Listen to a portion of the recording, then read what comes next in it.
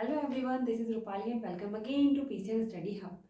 तो आज हम पढ़ रहे हैं क्लास 10th की लेक्चर नंबर 4 इलेक्ट्रिसिटी का। और आज हम क्या पढ़ेंगे? आज हम करेंगे पहले तो electric potential and electric potential difference पर बेस्ड इन न्यूमेरिकल। ठीक है, फिर उसके बाद हम क्या करेंगे? फिर उसके बाद हम पढ़ेंगे Ohm's law, very very important.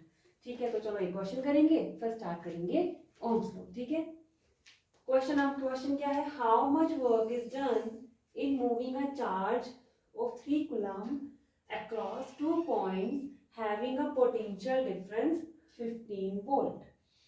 ठीक है, तो किसी भी क्वेश्चन करने का तरीका मैंने क्या बोला था? पहले जो गिवन है उसको लिखेंगे, फिर हम देखेंगे कि हमें क्या फाइंड करना है। ठीक है, तो देखो क्या गिवन है यहाँ पे? 3 कूलम्ब। 3 कूलम्ब क्या होता है? चार्ज। तो चार्ज कितना गिवन है? 3 कूलम्ब गिवन है। फिर उसके बाद हमें क्या गिवन है? पोटेंशियल डिफरेंस कितना है? 15 वोल्ट, है ना। पोटेंशियल डिफरेंस क्या था? Delta V is equal to 15 volt. क्या पूछा है? How much work is done, यानी कि हमें निकालना है वर्क डन।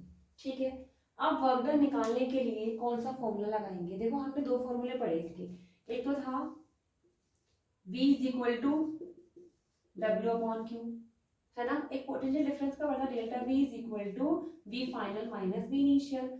अब यहाँ देखो हमें क्वेश्चन के अकॉर्डिंग फॉर्मूला यूज करना होता है। क्या यहाँ पर फाइनल और इनिशियल वोल्टेज कुछ दिए हैं? पोटेंशियल ना तो फाइनल पोटेंशियल है, ना ही पोटेंशियल इनिशियल है, सिर्फ हमारे पास है पोटेंशियल डिफरेंस। ठीक है, तो हम डेल्टा V को ऐसे तो लिख सकते हैं W अपॉन में Q। ठीक है, तो यहाँ ये कौन सा फॉर्मूला यूज करेंगे? ये वाला फॉर्मूला यूज करेंगे। तो यहाँ लिखेंगे delta V is equal to W upon में Q। तो यहाँ से देखो W क्या हो जाएगा? W आ जाएगा डेल्टा V इंटू में चार्ज। ठीक है, डेल्टा V कितना गिवन है? 15 वोल्ट, और चार्ज कितना है?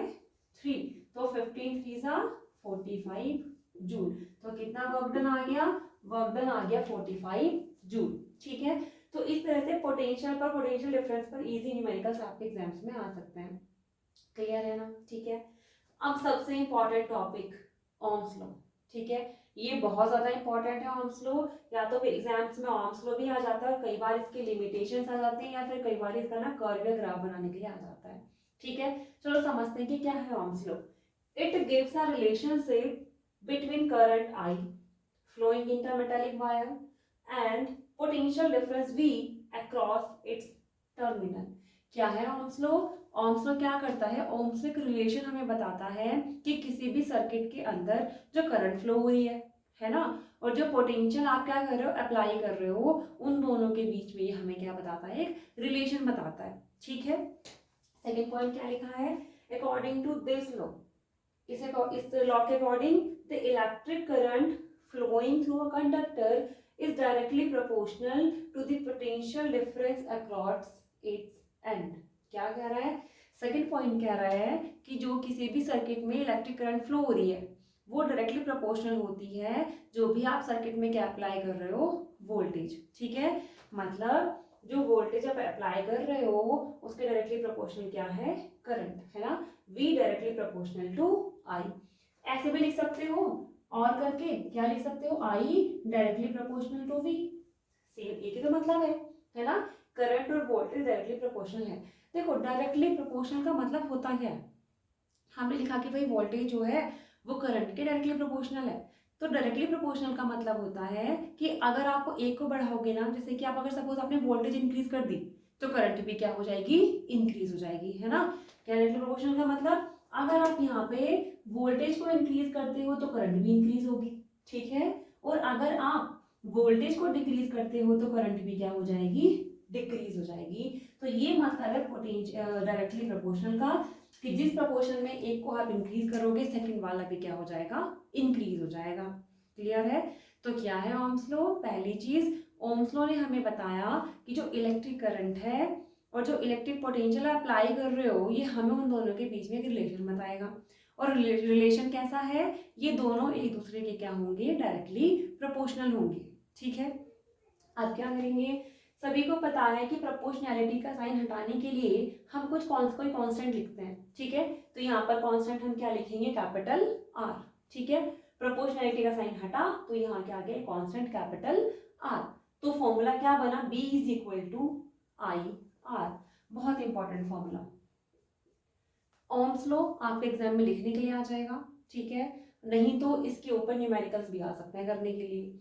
अब देखो, where R is the proportionality constant called resistance of the conductor at a given temperature. और हाँ, एक इंपॉर्टेंट बात और, ओम्स लॉ में ना मैंने यहाँ लिखा था एट कांस्टेंट टेम्परेचर, मीन्स अगर आप ओम्स लॉ अप्लाई आपको करना है तो टेम्परेचर आपको क्या करना पड़ेगा, कांस्टेंट रखना पड़ेगा। और जो आपकी फिजिकल क्वांटिटी है ना, आप उनके स्टेट भी चेंज नहीं करोगे, ठीक है। क्या करना पड़ेगा आपको, टेम्परेचर कांस्टेंट रखना होगा, ठीक है। और यही इसकी लिमिटेशंस भी है, अब इसके बारे में मैं आगे बात करूंगी, ठीक है। तो क्या होगा, रेजिस्टेंस किसको बोलेंगे, कैपिटल आर को। अब इस फॉर्मूले से हम क्या कह सकते हैं, इस फॉर्मूले से क्लियर है कि जो रेजिस्टेंस है ना वो करंट का इनवर्सली प्रोपोर्शनल है, ठीक है। क्या है, from the above formula it is clear that current is inversely proportional to the resistance, ठीक है। देखो करंट क्या है, अगर हम क्या बोल दें, अगर मैं बोलूं भाई देखो क्या होगा यहाँ से, इस यहाँ से देखो क्या होगा, R इज इक्वल टू क्या हो जाएगा, V अपॉन में I, ठीक है। तो R और I का रिलेशन क्या है, R करंट के इनवर्सली प्रोपोर्शनल है। अब इनवर्सली का मतलब क्या होता है कि अगर आप रेजिस्टेंस को इंक्रीज करोगे तो करंट क्या हो जाएगी, डिक्रीज हो जाएगी, और अगर रेजिस्टेंस क्या होगा, डिक्रीज होगा, तो करंट क्या हो जाएगी, इंक्रीज हो जाएगी, ठीक है। क्योंकि जो रेजिस्टेंस है वो क्या करता है, रेजिस्टेंस किसी भी करंट के फ्लो का क्या करेगा, अपोज करेगा, ठीक है। तो अगर रेजिस्टेंस ज्यादा हो गया तो वो ज्यादा से ज्यादा अपोज करेगा किसका, करंट का, वो करंट को फ्लो होने नहीं देगा, ठीक है। तो दोनों कैसे हैं, आपस में एक दूसरे के इनवर्सली प्रोपोर्शनल है। अब वी आई ग्राफ और वी आई कर्व, ये बहुत इंपॉर्टेंट है कर्व इसका। कैसे बनेगा वी आई कर्व, देखो हम क्या बनेंगे, कर्व बनाएंगे। यहाँ लिखा हमने करंट, ये हमारी क्या है, यहाँ पर करंट फ्लो हो रही है इधर, ये एक्स एक्सिस होती है ना, और ये वाली हमारी क्या होती है, वाई एक्सिस। तो वाई एक्सिस पर क्या है, वाई एक्सिस पर है हमारा पोटेंशियल और ये है हमारी करंट। अब हम ग्राफ को कैसे ड्रॉ करेंगे, ग्राफ हमारा ग्राफ हमारा ड्रॉ होता है, ग्राफ किसी भी फॉर्मूले पे बेस, देखो वोल्टेज और करंट का रिलेशन क्या है, डायरेक्टली प्रोपोर्शनल है ना। तो जब हम क्या करेंगे, वोल्टेज और करंट का ग्राफ बनाएंगे तो वो हमें क्या देगा, एक स्ट्रेट लाइन देगा, क्या देगा, स्ट्रेट लाइन, ये स्ट्रेट लाइन, ठीक है। स्ट्रेट लाइन कैसे दी, क्योंकि डायरेक्टली प्रोपोर्शनल है, जितने यूनिट में करंट इंक्रीज होगी उतने ही यूनिट का इंक्रीज हो जाएगा, वोल्टेज हो जाएगा। देखो जैसे यहाँ देखो, इस पॉइंट पर देखना है हमें, तो इस तरह से वैल्यू होगी, ये आई की वैल्यू होगी और ये वाली वोल्टेज की। तो आपसे पूछ सकते हैं कि वी आई ग्राफ या वी आई कर्व आपको कैसा ग्राफ देता है, स्ट्रेट लाइन ग्राफ देता है, पहली बात। दूसरी, अगर आपसे बोला जाए कि वी आई ग्राफ आपको क्या देता है, तो वो देता है रेजिस्टेंस, क्योंकि रेजिस्टेंस का फॉर्मूला क्या है, V अपॉन में I। तो बी आई ग्राफ से हमें क्या मिलता है, रेजिस्टेंस, ठीक है। और लाइन हमें कैसे मिलती है, स्ट्रेट लाइन, और इस स्ट्रेट लाइन को हम स्लोप भी बोलते हैं, ठीक है। समझ में आया ओम्स लॉ का ग्राफ। ये कर्व ग्राफ बहुत इंपॉर्टेंट है, यहाँ पर करंट लेंगे, यहाँ पर वोल्टेज लेंगे, ये हमें एक स्ट्रेट लाइन देगा, है ना, इसी को बोलते हैं वी आई ग्राफ। अब कुछ लिमिटेशंस की बात कर लेते हैं, ओम्स लॉ की कुछ लिमिटेशंस भी हैं। क्या लिमिटेशन है, देखो पहली, the temperature and physical state of a material has to remain constant, कि अगर टेम्परेचर क्या होना चाहिए, कांस्टेंट होना चाहिए, और जो मटेरियल आप ले रहे हो ना उसकी जो फिजिकल स्टेट है वो चेंज नहीं होनी चाहिए। जैसे आपने सपोज कोई सर्किट बनाया और आपने इसमें कॉपर का वायर लगाया, तो जो कॉपर वायर है ना उसकी फिजिकल स्टेट में चेंज नहीं करोगे, ठीक है। अगर आप टेम्परेचर बढ़ाओगे, क्या होगा, टेम्परेचर, अच्छा टेम्परेचर बढ़ाने से क्या हो रहा है कि भाई ओम्स लॉ जो है उसमें प्रॉब्लम हो जाएगी। टेम्परेचर बढ़ाने से क्या होगा, जो आपके सर्किट के अंदर इलेक्ट्रॉन्स है ना, वो इलेक्ट्रॉन्स क्या होंगे, इलेक्ट्रॉन्स की काइनेटिक एनर्जी बढ़ जाएगी, भाई वो गर्म हो जाएंगे, है ना। तो हीट बढ़ने से, टेम्परेचर बढ़ने से काइनेटिक एनर्जी इंक्रीज होगी, और काइनेटिक एनर्जी इंक्रीज होने से वो फास्टली क्या करेंगे, मूव करेंगे, ठीक है। और आपको पता है कि अगर इलेक्ट्रॉन्स का फ्लो होगा तो वहां पर क्या प्रोड्यूस हो जाएगा, चार्ज। तो जितने ज्यादा इलेक्ट्रॉन स्पीड से फ्लो करेंगे उतना ही ज्यादा चार्ज होगा, उतनी ही ज्यादा क्या होने लगेगी, करंट होने लगेगी, करंट बहुत ज्यादा प्रोड्यूस हो जाएगी, ठीक है। वोल्टेज में तो आपने कुछ चेंज किया नहीं, बट टेम्परेचर बढ़ाने से आपकी करंट बहुत ज्यादा इंक्रीज हो जाएगी, तो जो आपका ग्राफ है ना वो फिर आपको स्ट्रेट नहीं मिलेगा, ठीक है ना। इसीलिए जो टेम्परेचर है वो हम चेंज नहीं कर सकते, और यही इसकी लिमिटेशन है, ठीक है। Second law, Ohm's law is not a universal law, Ohm's law universal law नहीं है। क्या यूनिवर्सल लॉ क्या होते हैं? यूनिवर्सल ऐसे लॉ हैं जिनको आप पूरी यूनिवर्स में कहीं भी लगाओ वो चेंज नहीं होंगे उनकी वैल्यू। जैसे कि कैपिटल जी है ना, 9th में एक रिलेशन था, relation between small g and capital G. Gravitational force हमने पढ़ा था, वहां पर हमने यूज किया था। तो जो ग्रेविटेशनल कांस्टेंट है ना कैपिटल जी, उसकी वैल्यू चेंज नहीं होगी, आप पूरे यूनिवर्स में कहीं भी चले जाओ।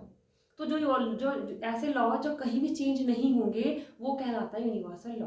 बट ये तो टेम्परेचर के साथ में चेंज हो जाएगा, है ना, तो इसलिए यूनिवर्सल लॉ नहीं है। थर्ड थर्ड इसकी लिमिटेशन है, it is not applicable for non ohmic circuit. अब ये नॉन ओमिक सर्किट क्या है? ऐसे सर्किट जो ओम्स लॉ को फॉलो नहीं करते, ठीक है, ऐसे सर्किट जो ओम्स लॉ को फॉलो नहीं करते तो उनको बोलते हैं नॉन ओमिक सर्किट, ठीक है। तो ओम्स लॉ तो सिर्फ उन्हीं सर्किट में एप्लीकेबल होगा जो ओम्स लॉ को फॉलो करेंगे, ठीक है। तो ये ऐसे सर्किट्स में अप्लाई नहीं होता है जहां जो ओम्स लॉ को फॉलो नहीं करेंगे। तो ये हैं इसके लिमिटेशंस। 3 लिमिटेशंस मैंने यहाँ लिखी है, इतने इनफ है किसी भी एग्जाम के लिए, ठीक है। तो ये 1 मार्क में आपसे पूछ ली जाती है कि right the limitation of Ohm's law, ठीक है। तो हमने आज क्या पढ़ा? न्यूमेरिकल किया, इलेक्ट्रिक पोटेंशियल और पोटेंशियल डिफरेंस पर। ऐसे इजी न्यूमेरिकल्स ही आते हैं, ऐसे टफ न्यूमेरिकल्स नहीं आएंगे, है ना। फिर ओम्स लॉ, भाई ये वेरी इंपॉर्टेंट है, बहुत ज्यादा इंपॉर्टेंट है Ohm's law. It gives a relationship, ये सब पढ़ गया, समझ में आ गया। ये रिलेशन, ये हमें रिलेशन बताएगा वोल्टेज और करंट के बीच में। अभी जब आप आगे कॉम्बिनेशन पढ़ोगे ना, series combination, parallel combination of resistance, वहां पर भी ओम्स लॉ अप्लाई होगा। तो ये बहुत ज्यादा इंपॉर्टेंट है, सिर्फ 9th में नहीं है, 11th में जाके फिर से आप पढ़ोगे ओम्स लॉ। इसके डेरिवेशन है वहां पर, डीपली पढ़ना पड़ेगा आपको, ठीक है ना। तो इसीलिए ओम्स लॉ बहुत इंपॉर्टेंट है आपके एग्जाम के पर्पज से।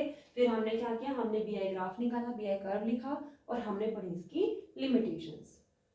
क्लियर है? समझ में आया? ठीक है। अगर समझ में आया हो तो please like share and subscribe करें और हाँ बेल आइकन भी प्रेस करें ताकि मैं जो भी न्यू वीडियोस आपको बनाऊं वो आपको क्या हो सके, आपको उसका नोटिफिकेशन पहुंच सके और ये वीडियोस आपके लिए हेल्पफुल हो सके। Thank you.